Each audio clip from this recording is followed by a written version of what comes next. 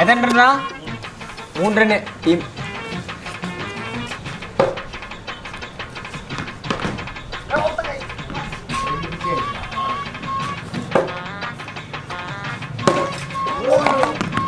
ஓ just miss. டேய் அப்பயே வெளிய போகணும்னு வெயிட் பண்றானா டேய். 9 ரன்கள் எடுத்து அணி முன்னிலை போய் கொண்டிருக்கிறது. விக்டரி அடையுமா? அவுட். இல்ல எனக்கு புரியல.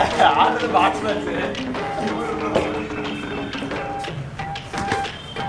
ஐயோ. லாஸ்ட் பால்.